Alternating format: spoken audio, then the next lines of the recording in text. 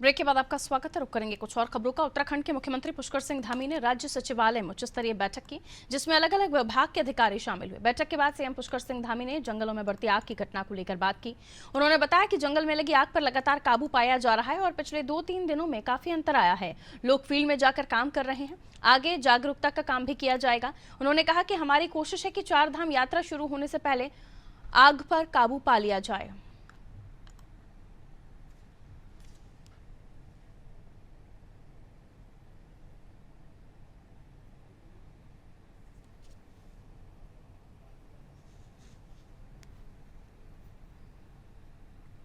One अग्नि लगातार control हो रही है और पिछले 2-3 दिनों में काफी अंतर आ गया है।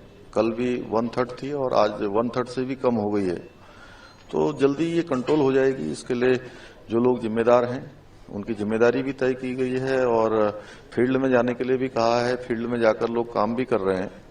आगे चलकर जागरूकता का जो काम है वो भी किया जाएगा। फायर लाइन बनाई जाएगी। मैंने कहा है मैं भी स्वयं किसी दिन जन जागरूकता के लिए फायर लाइन बनाने के लिए वन विभाग के अधिकारियों के साथ मैं भी जाऊंगा, अन्य साथीगण भी जाएंगे, हमारे पार्टी के कार्यकर्ता भी जाएंगे। हमारा प्रयास है कि जल्दी से जल्दी ये 4 धाम यात्रा पर्यटकों का ये सीजन शुरू हो रहा है उससे पहले कंट्रोल हो जाए।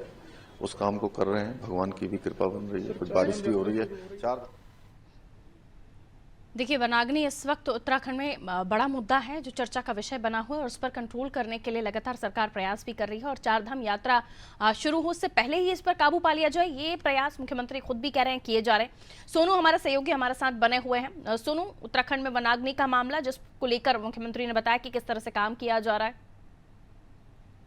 देखिए पारुल, जिस तरह से अब मुख्यमंत्री स्वयं कमान संभाल चुके हैं और जिस तरह से पहले मुख्यमंत्री तमाम विभागीय अधिकारियों को दिशा निर्देश दे चुके हैं और अब इसकी गंभीरता को देखते हुए एक के बाद एक एक्शन प्लान तैयार कर उसको इम्प्लीमेंट किया जा रहा है, तो आप समझ सकते हैं कि सरकार कितना संजीदा है, सरकार कितना गंभीर है। और एक तरफ 4 धाम यात्रा शुरू हो रही है और वहीं दूसरी तरफ जो वनाग्नि की घटनाएं वो बढ़ रही है। कैसे आखिर इन पर कंट्रोल किया जा सकता है? दूसरा, इसके साथ साथ जो जनहानि ना हो इस पर कैसे फोकस किया जा सकता है? वन्य जीवों को नुकसान ना हो इसको कैसे बचाया जा सकता है? पर्यावरण दूषित ना हो इसको कैसे बचाया जा सकता है?